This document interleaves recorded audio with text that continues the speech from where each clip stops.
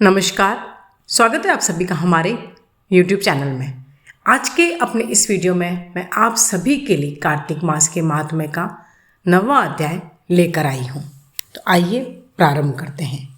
राजा पृथु ने कहा, हे मुनि श्रेष्ठ नारद जी, आपने कार्तिक माह के व्रत में जो तुलसी की जड़ में भगवान विष्णु का निवास बताकर उस स्थान की मिट्टी की पूजा करना बतलाया है। अतः मैं श्री तुलसी जी के महात्म्य को सुनना चाहता हूँ। तुलसी जी कहाँ और किस प्रकार उत्पन्न हुई यह बताने की कृपा करें। नारद जी बोले, राजन, अब आप तुलसी जी की महत्ता तथा उनके जन्म का प्राचीन इतिहास ध्यानपूर्वक सुनिए।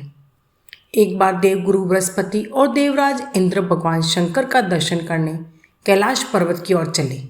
तब भगवान शंकर ने अपने भक्तों की परीक्षा लेने के लिए जटाधारी दिगंबर का रूप धारण कर उन दोनों के मार्ग में अवरोध उत्पन्न किया।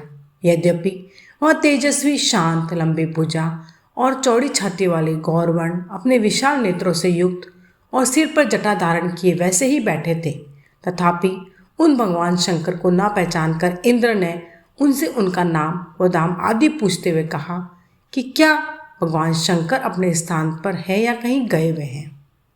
इस पर तपस्वी रूप भगवान शिव कुछ नहीं बोले। इंद्र को अपने त्रिलोकीनाथ होने का गर्व था।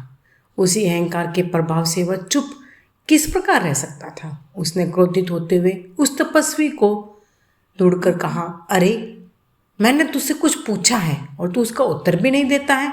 मैं अभी तुझ पर वज्र का प्रहार करता हूँ, फिर देखता हूँ कि कौन तुझ दुर्मति की रक्षा करता है। इस प्रकार कहकर जैसे ही इंद्र ने उस जटाधारी दिगंबर को मारने के लिए हाथ में वज्र लिया, वैसे ही भगवान शिव ने वज्र सहित इंद्र का हाथ स्तंभित कर दिया और विकराल नेत्र कर उसे देखा। उस समय ऐसा प्रतीत हो रहा था कि वह दिगंबर प्रज्वलित हो उठा है और वह अपने तेज से जला देगा।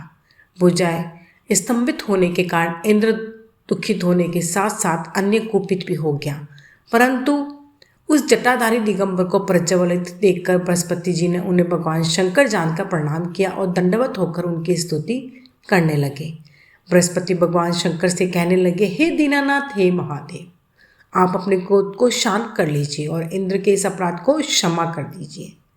बृहस्पति के यह वचन सुनकर भगवान शंकर ने गंभीर वाणी में कहा, मैं अपने नेत्रों से निकाले हुए क्रोध को किस प्रकार रोकूं। तब बृहस्पति ने कहा, भगवान, आप अपना भक्त वत्सल नाम सार्थक करते हुए अपने भक्तों पर दया कीजिए।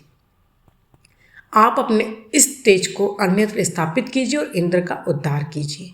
तब भगवान शंकर गुरु बृहस्पति से बोले, मैं तुम्हारी स्तुति से अत्यंत प्रसन्न हूँ। तुमने इंद्र को जीवन दान दिलाया है। मुझे विश्वास है कि मेरे नेत्रों की अग्नि अब इंद्र को पीड़ित नहीं करेगी।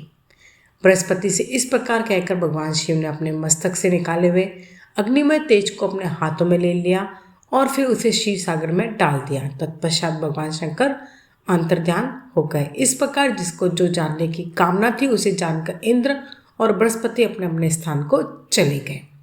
तो यह था कार्तिक मास के महात्म्य का 9वां अध्याय। वीडियो पसंद आया हो तो लाइक, शेयर एंड सब्सक्राइब करना ना भूलिएगा। जय श्री कृष्ण, जय श्री हरि।